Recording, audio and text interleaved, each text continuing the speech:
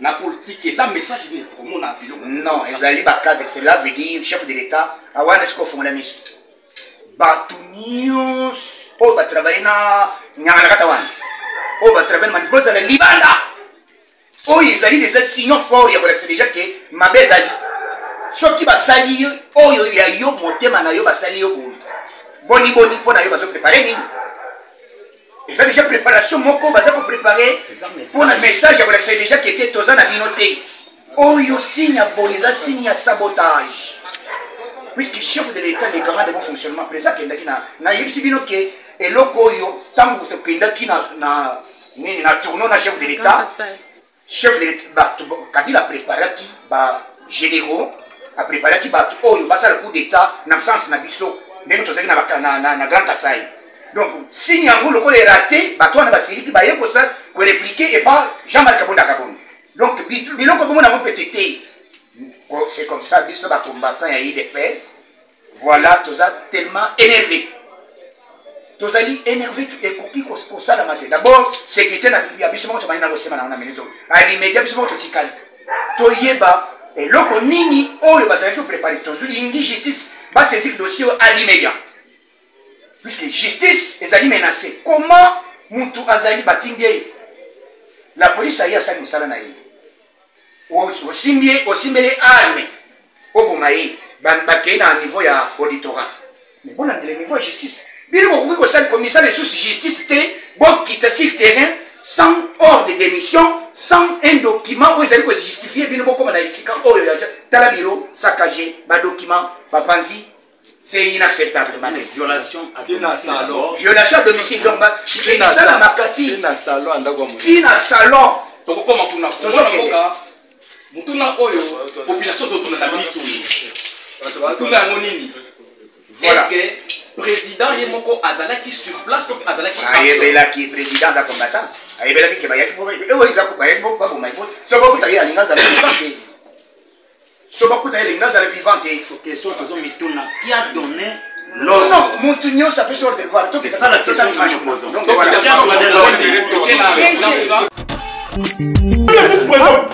vice-président est corrompu. Une institution. Bayaka Boye.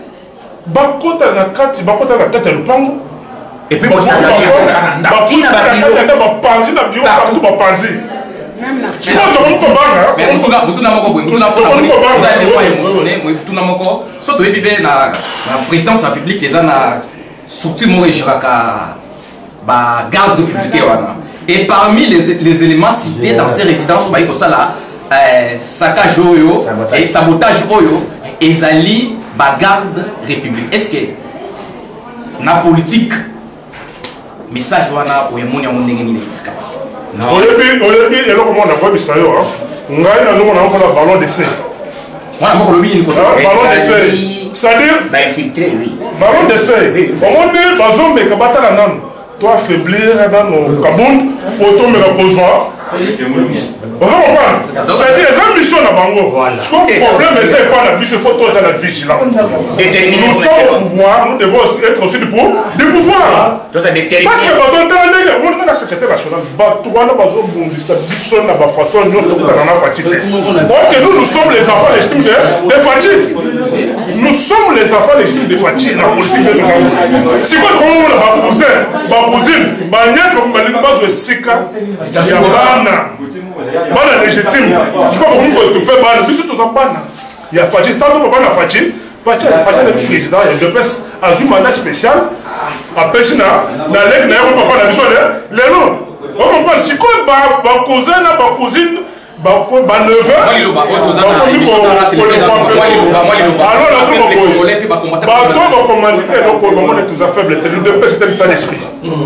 L'UDP c'est un état beaucoup ambitionné aux endroits, mais beaucoup ressuscité. Plus, beaucoup resté plus que votre voisin. Bah, commanditaire, on a trouvé la souka mission de la vie de possible. C'est-à-dire, nous avons confondre de l'occasion au Boumaï. Échoué. Mais bon, il y a des personnes qui ont s'appelé la mission. Tu y a eu le batouana. Nous avons le bel. Tu as un combat. Message. Message.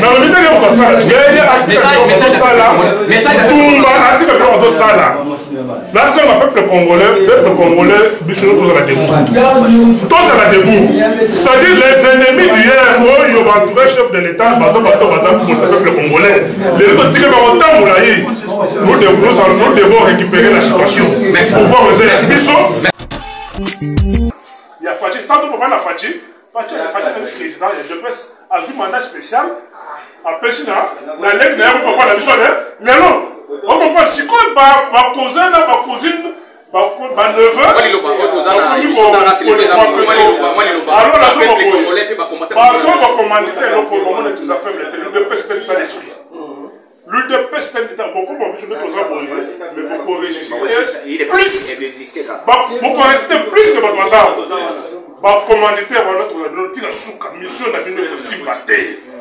c'est-à-dire Zamba confronte nos occasions au Maï. Échoué. Mais pour une bataille de personnes, on va dire que ça peut être mis sous. Tu y es mis au Batouana. Non, la zone de Bela. Tu connais pas le Congo.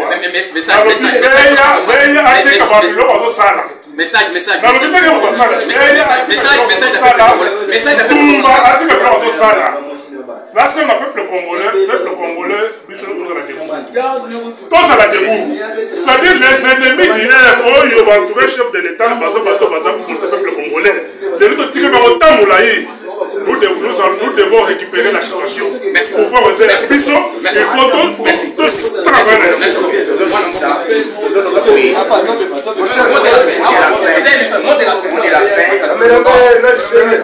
Le mot de la fin. Combattants et combattantes, si quand vous allez, les Congolais vont comprendre que Banki Valère va les changement. Donc, quand on est lié pour la prophétie, pour chaque état de droit dans ma solo, il y a un bazolinga, au ça, plan haut, il y a eu des pestes. Donc, le peuple congolais, si quand vous allez, tous allez déterminer. Merci, peuple congolais, vous allez déterminer. Vous allez très vigilants. Voilà ça, il te passe. Batu oyo bakomanité eloko oyo eza bato moko baza na posa indépendance et s'affaiblir et kufa po bango rien. C'est ça leur mission. L'UDPS ezali kogéner message politique. Mais je vous dis l'UDPS ezali kogéner bango makasi. Prenons l'exemple, je suis un président de Katsianda. Mais c'est comment? Mais les autres ont fait histoire au sous. Et l'autre basali est déjà comment? Babomi. Mais Babomi déjà, papa. Babomi déjà. Bakoti na Katsianda pour l'autorisation, il y en a un. Premier vice-président est corps. Une institution. Bayeka Kaboye. Bakota na Katsianda le pango. Et puis, vous savez, il y a c'est pas mais mutuna moko boy mutuna pona moni vous avez moi émotionné mutuna moko soto ebibe na présidence de la République eza na sorti moko ejuraka ba garde républicain wana et parmi les éléments cités dans ces résidences on va dire ça là saccage oyo et sabotage oyo ezali ba garde républicain. Est-ce que na politique message wana oyemoni yango ndenge nini esika oyebi eloko mwana kwebisa yo ngai na ngomona ngo na ballon d'essai wana boko lobi nini ko ballon d'essai c'est-à-dire infiltré oui ballon d'essai omoni bazombe ka batala nano to affaiblir nano kabund poto me ko joie on va comprendre c'est-à-dire la mission na bango comme problème c'est pas la mission faut tous aller vigilant déterminer nous sommes au pouvoir nous devons être aussi du pouvoir parce que bato ntana ndenge omoni na secrétaire national bato wana bazobundisa biso na bafaçon nyonso kutana na Fati or que nous sommes les enfants légitimes de Fati. Nous sommes les enfants légitimes de Fati, la politique de nos enfants.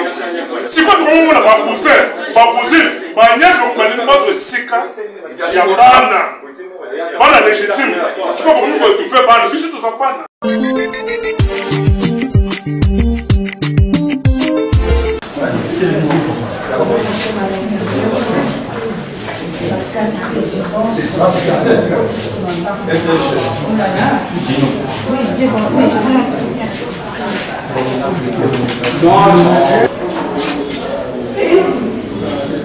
Filmer,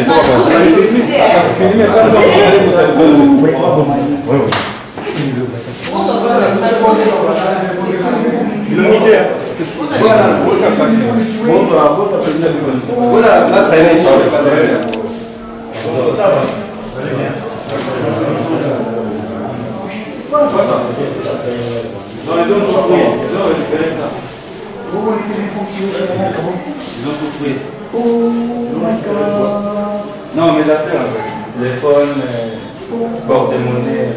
C'est juste là-bas. Cuisine encore.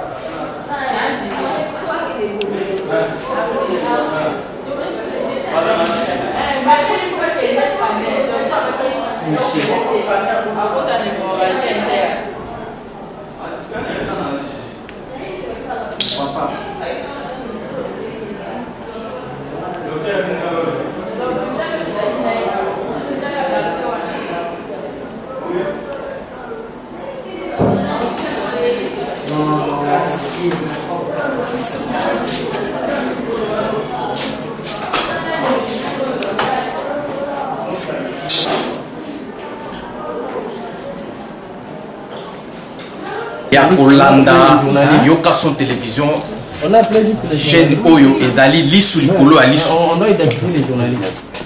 tozali awa na kati ya résidence ya président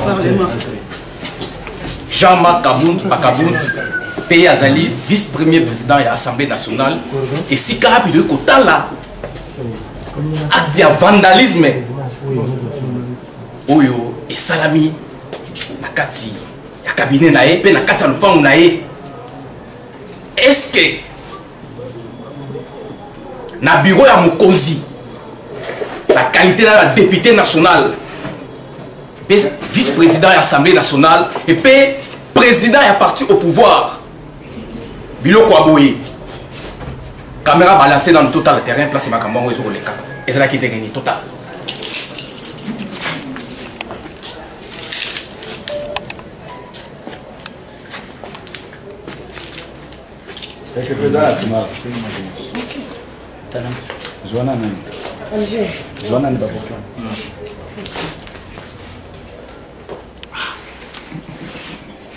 C'est inacceptable. Quand tu as bien l'image, tout le monde a fait Awa, bah, il fige à chef de l'État, la photo, dans ma belle. Inacceptable ça. C'est une façon de saboter. On a voulu saboter. Donc, il y a qu'un esprit à éliminer. Ça montre que il va éliminer. On va la tête. Balancer. Dans la sabotage. Ce qu'on va dire, c'est qu'il a une idée. Il y a qu'un esprit à éliminer. Alors, ça, on va continuer. C'est le sabotage. Ça montre que il y a qu'une idée. Jean-Marc Kabund baza wana nde bafotaka loi bango nde bazali wana comme lisu ya pouvoir ya biso ya Faci Beton.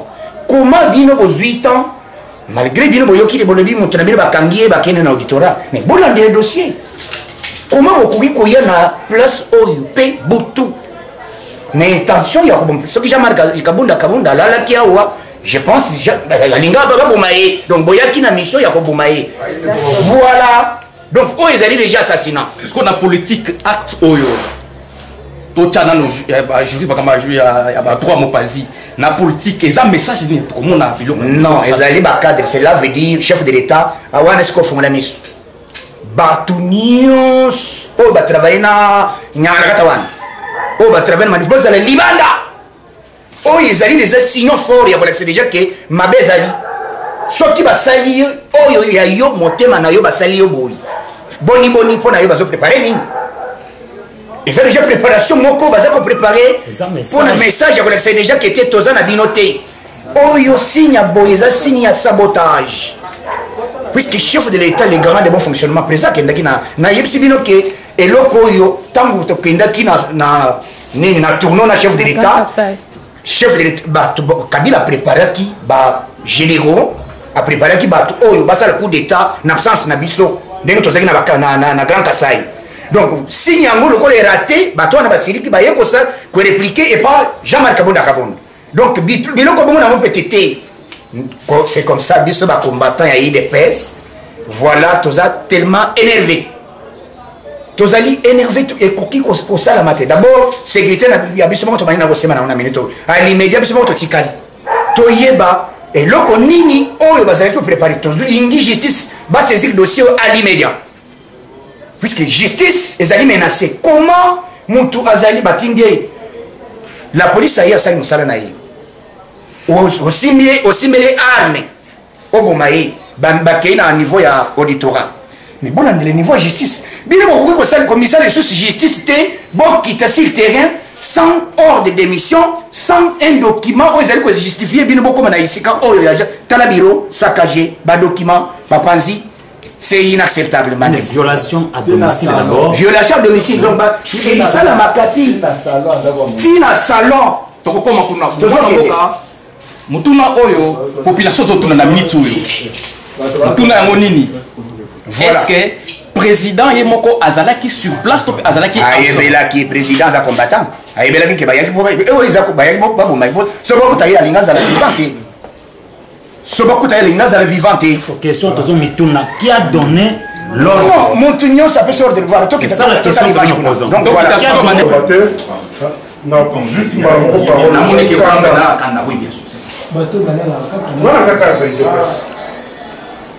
le vice-président est corrompu. Une institution.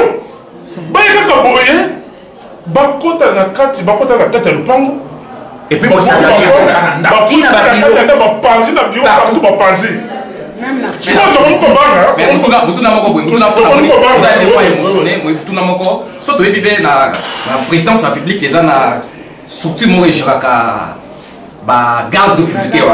et parmi les éléments cités dans ces résidences, saccage oyo et sabotage oyo, ezali bagarde république. Est-ce que na politique message wana oyemoni yango ndenge nini esika? Non. Oyebi eloko mona na bobi sayo ngai na lomo na ko ballon d'essai. Wana moko lobi ni ko ballon d'essai. C'est-à-dire ba infiltrer lui. Ballon d'essai. On dit bazombe ka batala nanu. Toi affaiblir dans nos Kaboun pour tomber la cause. C'est-à-dire, les ambitions à Bango. Ce qu'on problème, c'est pas la mission, il faut tous être vigilants. Nous sommes au pouvoir, nous devons être aussi du pouvoir. Parce que quand on est secrétaire national, nous sommes les enfants légitimes des Fatih.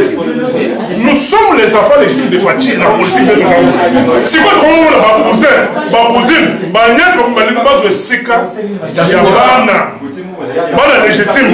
Je crois que tu fais bana, mais surtout bana. Il y a Fatih, tant que bana Fatih, Fatih est président, il y a deux places, à un mandat spécial, à Pessina, dans l'aide n'a pas la mission, les noms. On comprend, si quoi, ma cousin, ma cousine, ma neveu,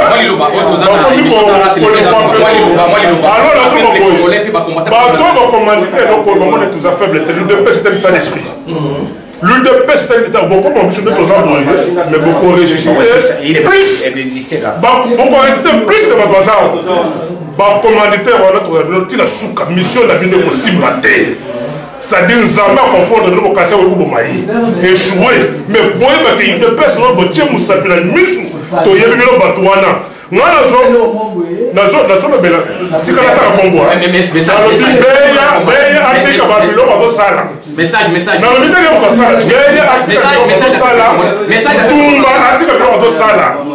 là, c'est le peuple congolais, tous à la debout. Tous à la debout. C'est-à-dire les ennemis d'hier, ils ont entouré le chef de l'État, pour le peuple congolais. Nous devons récupérer la situation. Pour voir les il faut tous. Dans le mot de la fin, combattants et combattantes, ici quand vous allez, Congolais, vous comprendre que Banti Valère, Balingi changement. lokola moto aye mpona kobouleverse kotia état de droit na masolo yango bazolinga kobebisa plan oyo ya idps donc peuple congolais bisika to bozali tozala déterminé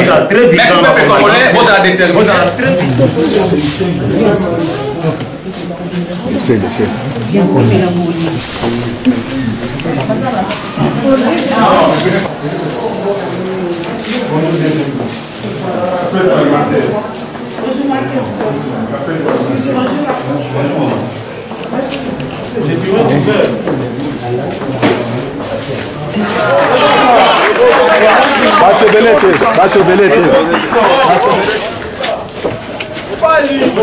Héros vivant. Vous avez des chances. La personne reste là. Oui, oui. C'était ma matérie à mon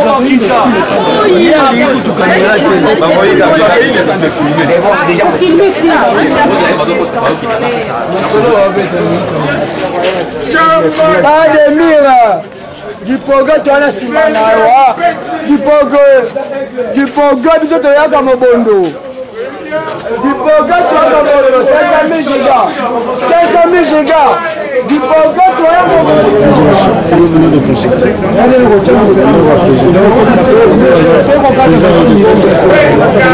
Et pour le vice-président de l'Assemblée nationale, là qu'on avait trouvé n'importe comment, c'est-à-dire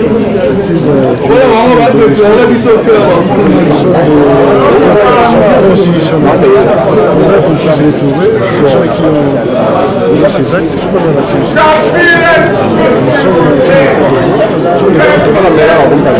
Quel message pourriez-vous lancer aux alliés de l'IDPS à rapport à cette triste nouvelle?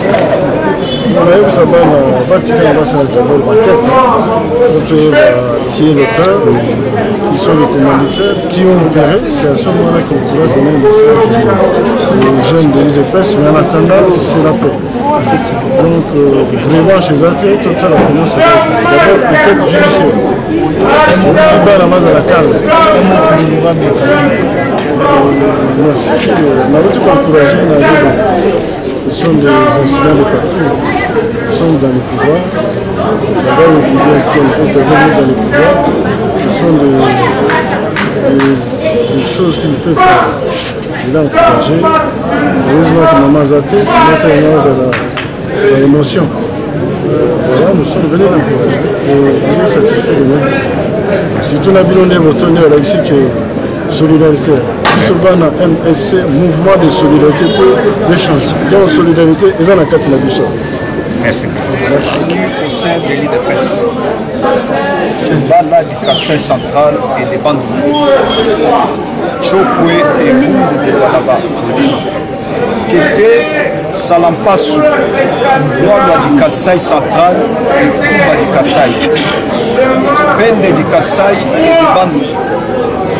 Chilele du Kassai, Gumba, Lulua et Bindji du Kassai central, Dekese et Bakele du Kassai, Kawonde du Katanga,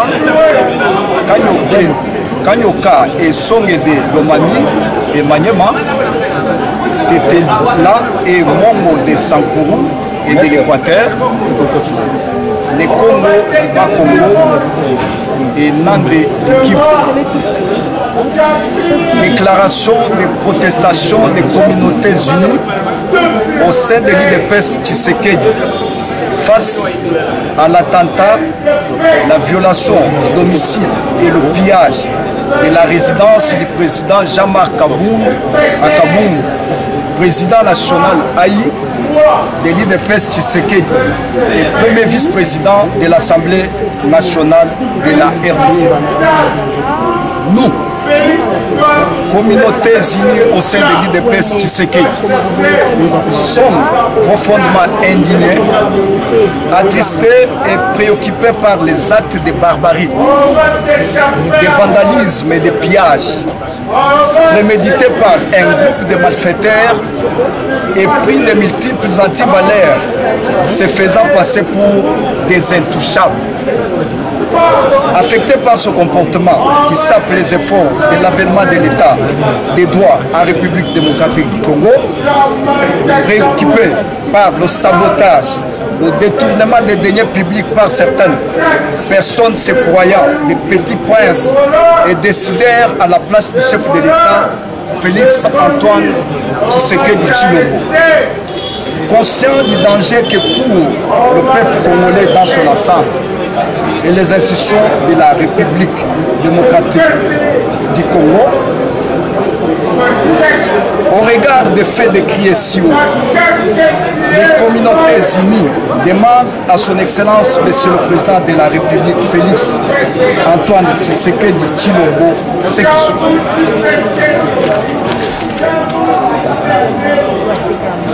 Veiller à la sécurité de toutes les institutions de la République et infliger des sanctions exemplaires aux auteurs de ces actes de barbarie et de pillage de la résidence du président national haï de l'UDPS Tshisekedi, ce qui est un geste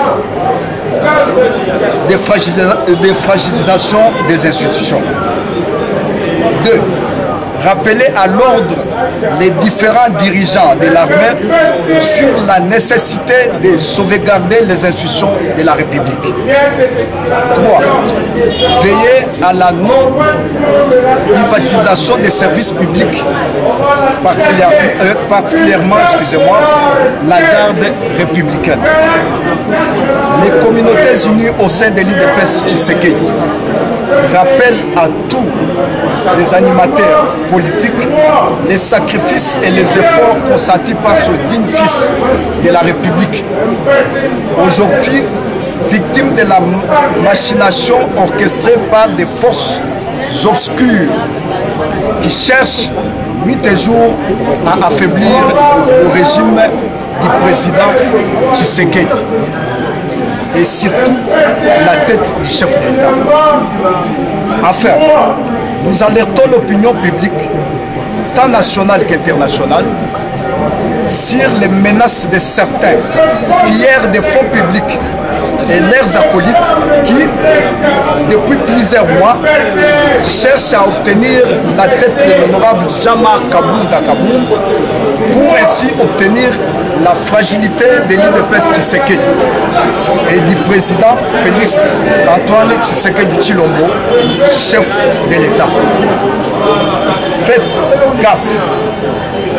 Vous nous trouverez sur votre chemin. Rappelons du fait que ces détracteurs trouvent à la personne du président national haï un obstacle majeur dans la promotion de leurs antivaleurs.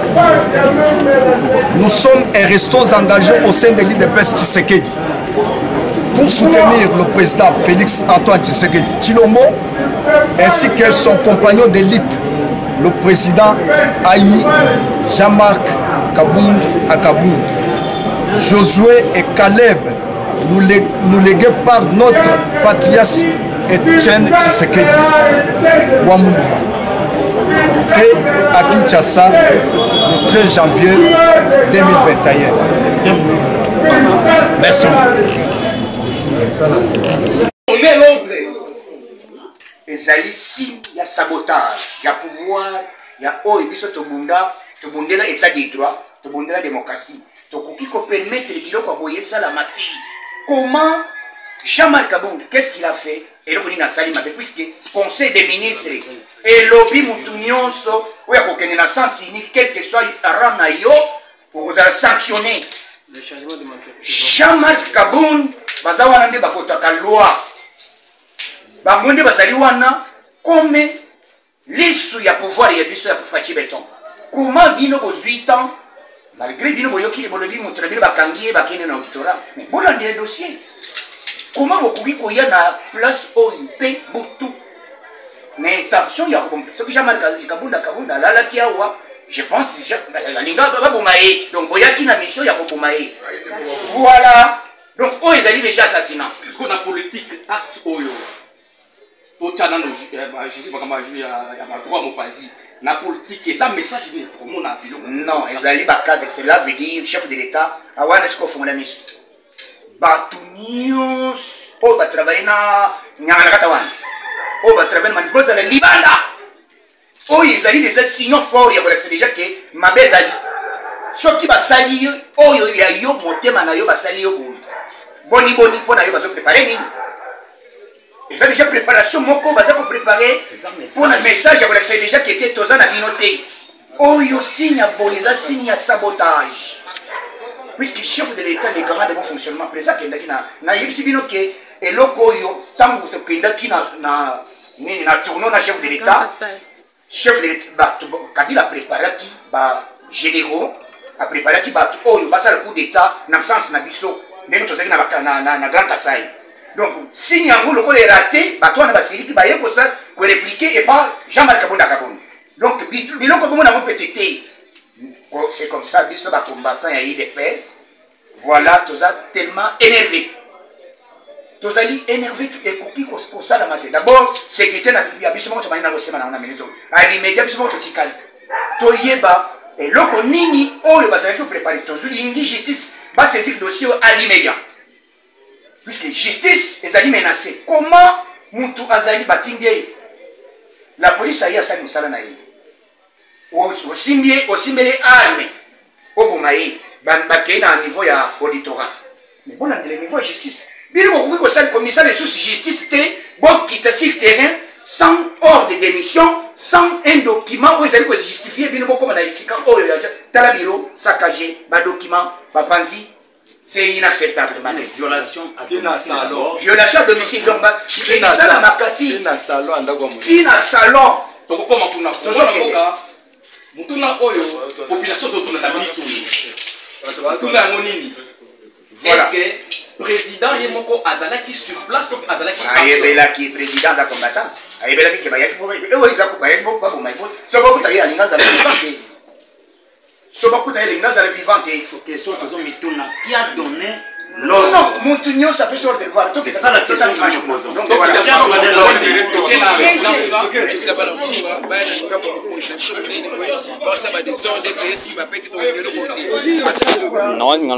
nabinda image président à l'intérieur président vice-président ya assemblée nationale honorable Jean-Marc Kabonda oyo toye kosala constat yoka souterrain toyona constat qui a donné cet ordre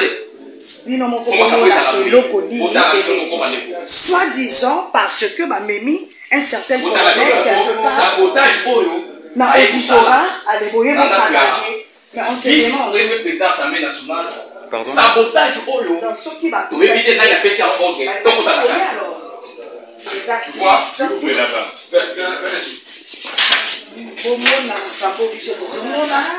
c'est-à-dire c'est un message ya koloba ke soki tokutaki yo c'est simple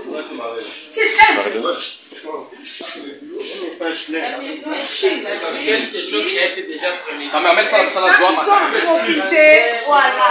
Ils ont profité. Niveau de sabotage. Oh, babengango provocation. C'est une provocation terrible. Ils ont même provoqué le chef de l'État.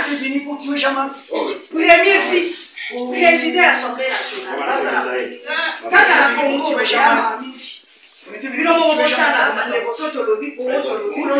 les images sont là. Autant la façon la vie.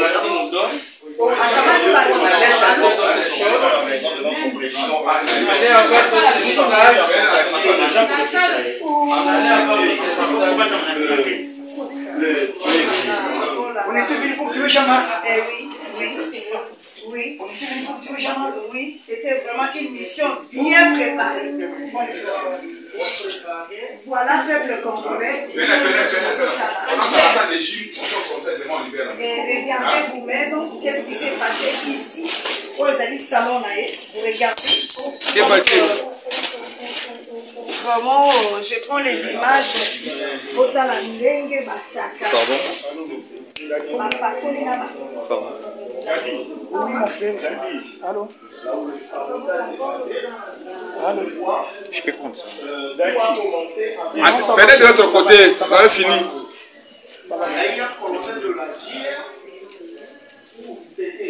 Non, ça va bien. Tous en a une résidence, il y a Jean-Marc.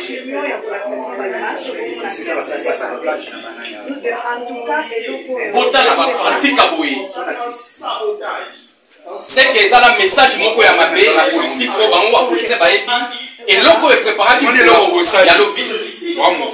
Yango tozo kotala na tozo toujours na cadre ya kotala. Oh et ça la qui na kati ya ndako ya vice-premier président ya Assemblée nationale.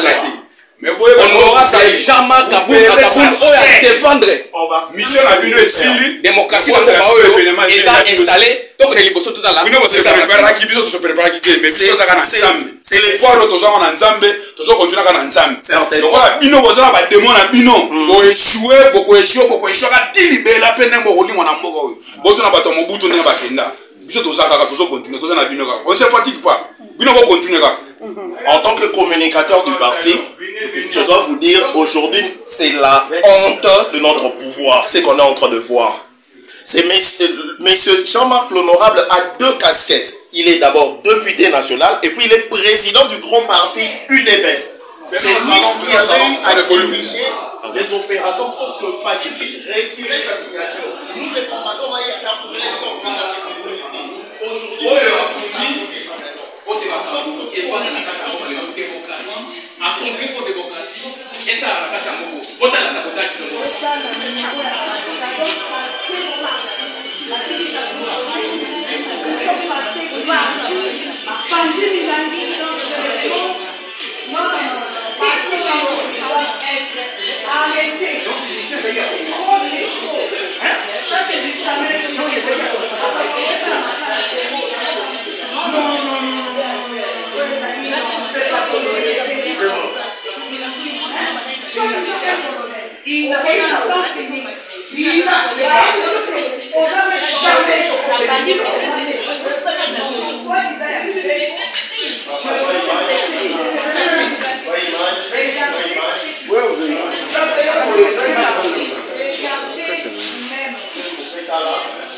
L'objectif c'était d'abattre l'honorable Jean-Marc Kaboul. L'objectif c'était ça. L'objectif ce n'était pas le pillage qui sont venus, le sabotage qu'ils ont fait. L'objectif c'était de tuer les gens de la ou de personnes qui sont préparées. Et nous, je pense que monsieur le caméraman dans le salon honorable Jean-Marc Kaboul toujours constant dans la sabotage à haut niveau. Toucher à ces biens, c'est d'abord une violation de domicile. Et on va aussi révéler une chose, il y a tentative de meurtre. Parce que ces gens ici étaient venus avec des armes, pas dans l'objectif de piller ou de saboter, mais ils ont eu l'objectif de faire le mal. Gloire à Dieu, le président A, il n'était pas dans sa résidence, il était absent, il n'était pas là. Or, s'il était là aujourd'hui, c'est le deuil.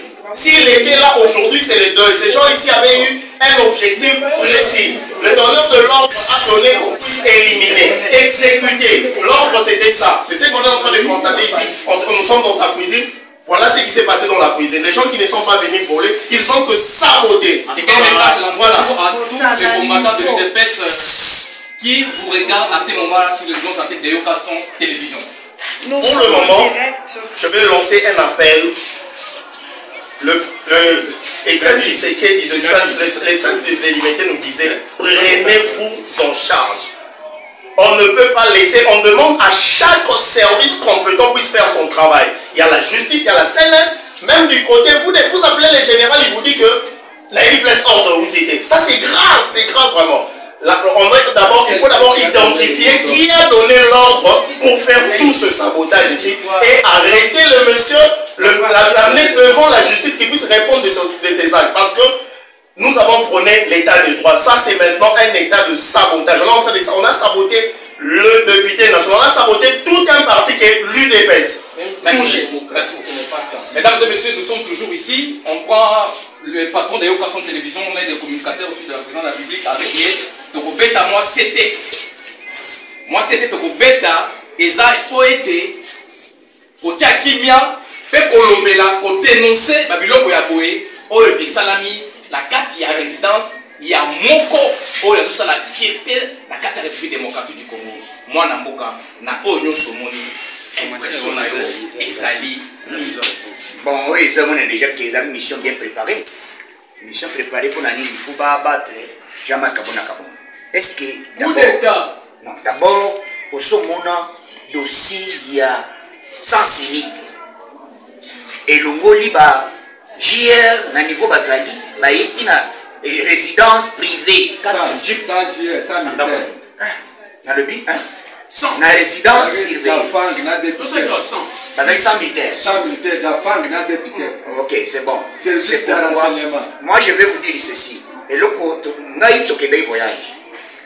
Préparation ezali Kabila na ba Oli na banani ba préparer que tant le président Zali Banda basa la coup d'état. Biloko on a des qui déjà préparé. Mais tous ont déjà formation. Suite à information tous ont qui yango. Donc bateau baye pour ba bon Jean-Marc Kabonda ba lingi ba si cette histoire ya IDPS. Pour bon Jean-Marc Kabonda c'est vraiment facile. Mais est-ce que tout le monde, tout ça, journaliste, au sein de la partie Nabino, de la partie présidentielle, notre confusion au côté, c'est-à-dire moi, ma tata. Confusion des alités, Jean-Marc Kabonda premier vice-président de l'Assemblée nationale, et puis à député national. Kuna Assemblée, Conseil des ministres et adopté loi Moko Balobi, à partir d'aujourd'hui, mon chef de l'État et Moko à lobby. Nous sommes en sens unique, il faut la sanctionner. N'importe quel sens, c'est que tout le monde qui a besoin de sanctionner, aux à la générale. Chef de l'État, il y a respecter la Moko. Comment nous pouvons parvenir aux sens unique? Comment nous pouvons aux sens unique? Et puis, tant que vous avez juger le dossier, ok, na auditorat militaire. Mais il fallait la procédure. Comment n'a pas si ordre basoda wana baluba place bazali baya awa sans militaire na ambition ni pas militaire police judiciaire te. Au moins na to kozwa yo tango molaite ko makambo ezete la kosala iloba moko po na ba congolais puis po na ba combattant nyonso oyo. Non, bazala calme, ba combattant bazala calme puisque ezali ba signe voilà c'est déjà que batwana ba préparer que loko. Donc oyo je voulais ta hotel kozonga lobi. Akendaki na sommet ya oui, sommet ya Sadek. Puisque na outu fatia zo ko présent Sadek. Donc bino nyonso ezo bisa bango kanda. Effectivement, Jean-Marc Kabonda Zaïb, à la carte de la famille. Donc, il y a la comité de la cuisine. La comité de la cuisine. Est-ce que les militaires, et le point de vue de la identifier les militaires au Bayaki Awa. Exactement. Base à la sanctionner à immédiat. Le focus de l'armée. Non, base à la sanctionner. Merci beaucoup, on a beaucoup la carte de la balai, toujours comme il y a un national, dans au sein de la partie présidentielle, une épaisse, qui est choqué par rapport à Makambo Oyo, à Dieu présence d'ailleurs. Moi, je suis en tant que cadre de PSP, membre de la famille présidentielle, impressionné.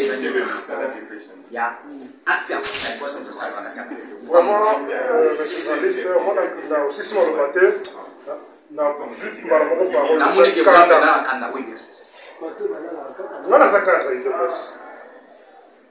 bato oyo bakomandite eloko oyo eza bato moko baza na posa IDPS s'affaiblir ekufa mpo bango barenier. C'est ça leur mission. L'UDPS ezali politique. Mais je vous dis l'UDPS eza progéné bango makasi. Prenons l'exemple, so bakutaka président na kati ya ndako. Mais eza koboma. Mais lelo dans mettre histoire mosusu. Eloko basali eza déjà koboma. Babomi. Mais babomi déjà papa. Babomi déjà. Bakoti na kati ya ndako na autorisation ya nani. Premier vice-président un corps, une institution. Bayeka boye. Bakota na kati ya lupango. Et puis, vous avez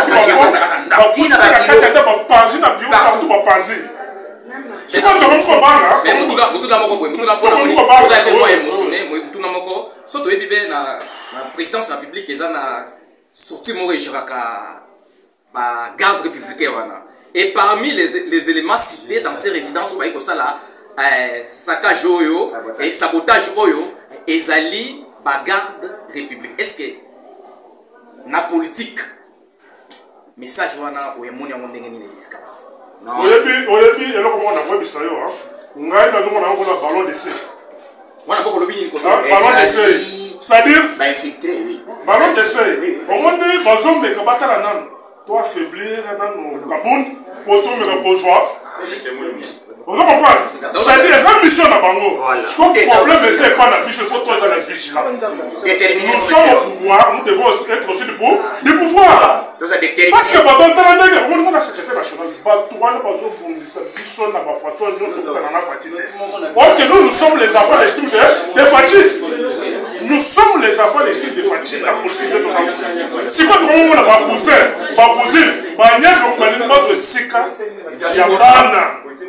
bana légitime siko bomu ko tu fais bana biso to bana ya Fachi tant que bana Fachi est président de presse a vu mandat spécial a pesina na leg na ko bana biso mais non on comprend siko ba cousin na ba cousine ba neveu wali lo ba kozana biso na télévision alors la peuple congolais pe ba combattre ba commanditer le pour moment tous affaires de presse d'état d'esprit.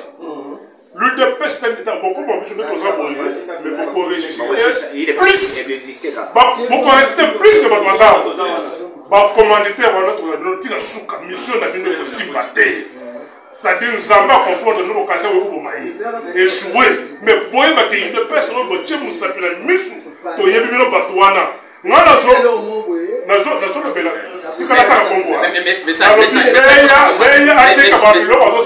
message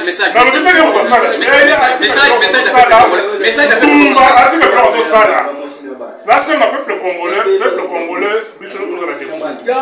tous à la debout c'est-à-dire les ennemis d'hier ils vont trouver chef de l'état pour ce peuple congolais nous devons récupérer la situation pour voir les mission il faut tous travailler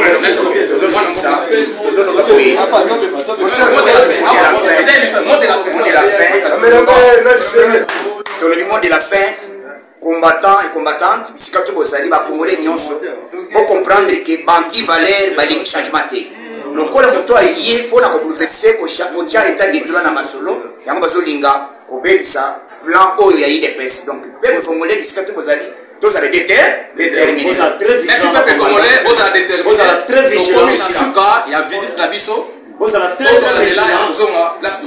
vigilant parce que attaquer Jean-Marc Kabou c'est attaquer Fachi. Le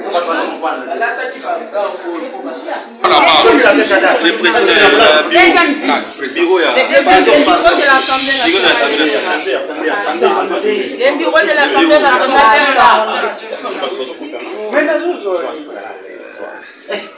C'est pas ceci. Ici, il y a un bureau.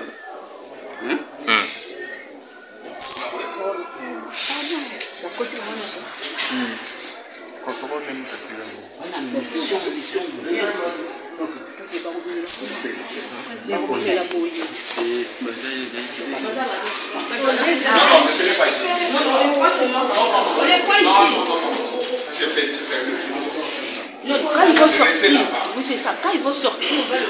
Donc, essayez un peu de laisser l'espace. Moi je comprends. Bonjour deuxième. Presse parlementaire. Bonjour maman. La presse parlementaire. Bonjour maman. Est-ce que je peux passer? Bonjour. Malène, respectez les gestes barrières.